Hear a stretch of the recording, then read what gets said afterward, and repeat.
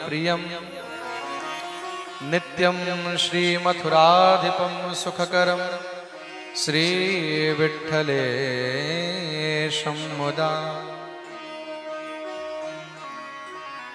भगवान श्रीहरि এই পৃথিবীর মধ্যে গিরিরাজ পুজোর মাধ্যমে গিরিরাজ গোবর্ধনকে স্থাপিত করলেন, সংসারের মধ্যে তাকে প্রতিষ্ঠিত করলেন। গোবর্ধনের পূজা হয়েছে। এই খবর যখন দেবরাজ ইন্দ্রের কাছে গেছে, ইন্দ্র তখন কুপিত হয়ে গেল। নারাজ হো গয়ে हमारे इंद्र जी, রুষ্ট হয়ে গেছে, কুপিত হয়ে গেছে।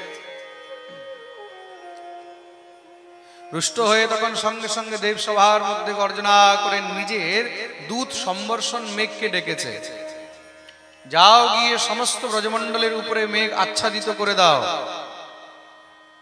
এমন বৃষ্টি করব যে সমস্ত ব্রজমণ্ডল যেন ভেসে যায়। ব্রজবাসীরাও তো দেখুক যে ইন্দ্রের পূজা ছেড়ে সেই পাহাড় পর্বতের পুজো করলে কি হয়। ওই পাহাড় ওদেরকে বাঁচাতে আসবে? দেখি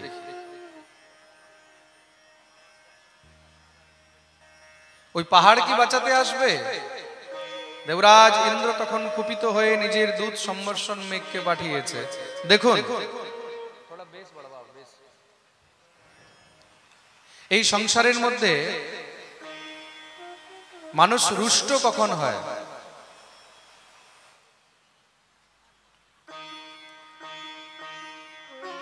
অসন্তুষ্ট কখন হয়? নারাজ কখন হয়?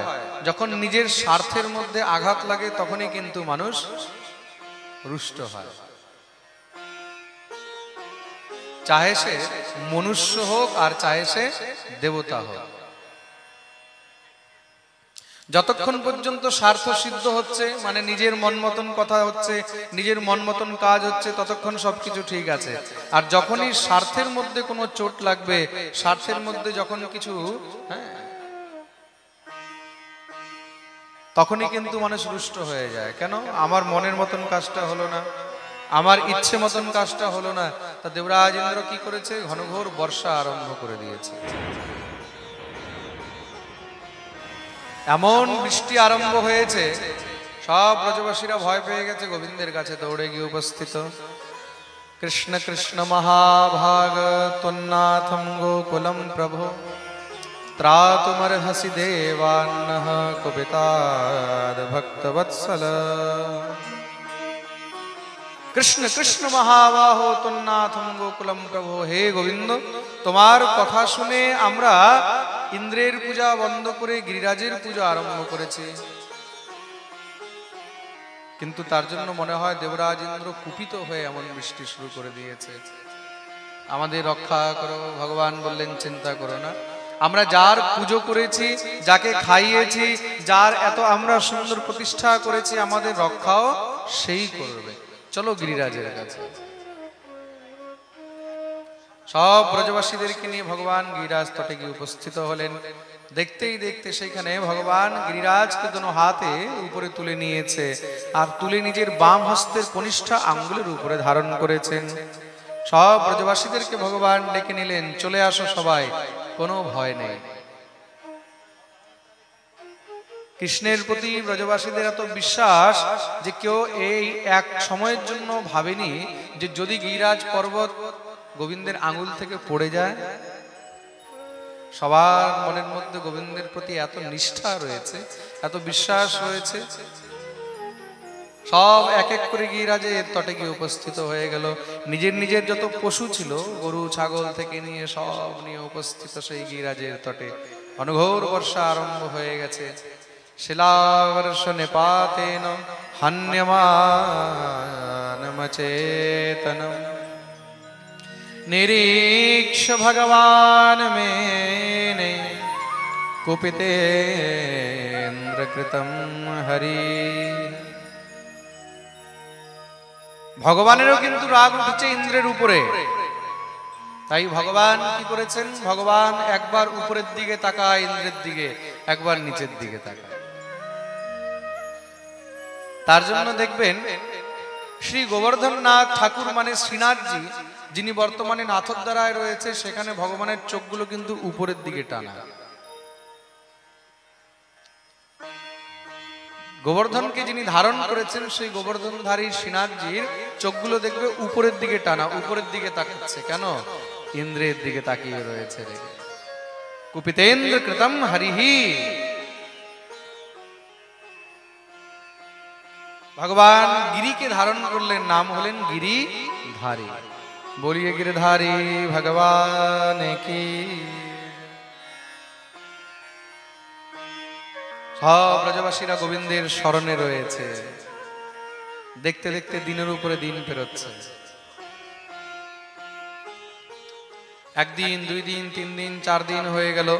ব্রজবাসীরা বলছে, কানাই তুই ক্লান্ত হয়ে গেছিস, একটু কাজ কর, কিছু সময় তুই বিশ্রাম করে নে। ভগবান বললেন, তাহলে গিরিরাজকে ধারণ করবে?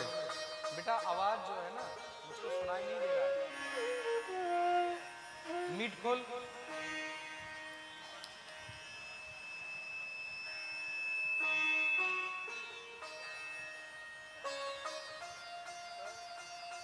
তাহলে গিরিরাজকে কে ধারণ করবে? সব ব্রজবাসীরা বলছে, তাহলে তুই কি মনে করিস একলা তোর মধ্যেই সামর্থ্য রয়েছে, শক্তি রয়েছে?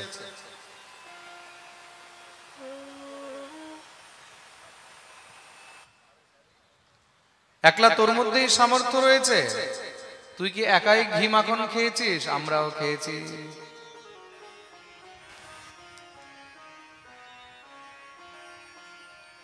তুই হাত সরিয়ে নে, আমরা সবাই মিলে গিরিরাজকে ধারণ করে নেব। ভগবান বললেন, ঠিক আছে, তাহলে কি করে ধারণ করবে করো। সবাই নিজের নিজের ডান্ডা নিচে লাগিয়ে নিয়েছে।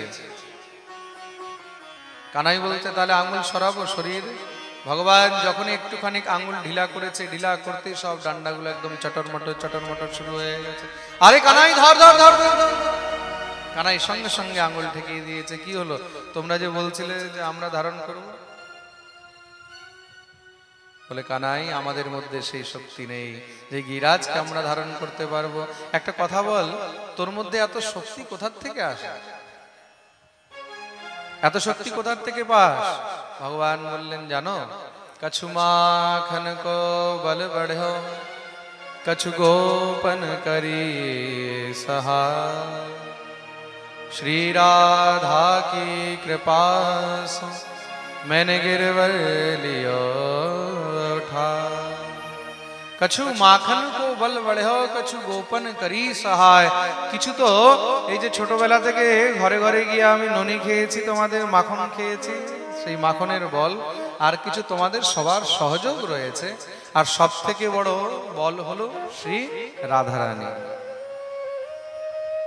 श्री राधा की कृपा से मैंने गिरवर लियो उठाए। রাধা কৃপাতেই আমি গিরিরাজকে উঠাতে পেরেছি, নইলে উঠাতে পারতাম না। ওহো, তাই বুঝি? তার মানে শুধু গিরিধারী নয়, তাহলে শ্রী রাধা গিরিধারী। বলি রাধা গিরিধারী লাল কি। ভগবান বললেন, চিন্তা করো না, যতদিন পর্যন্ত আমরা গিরিরাজের শরণে আছি আমাদের কিচ্ছু হবে না।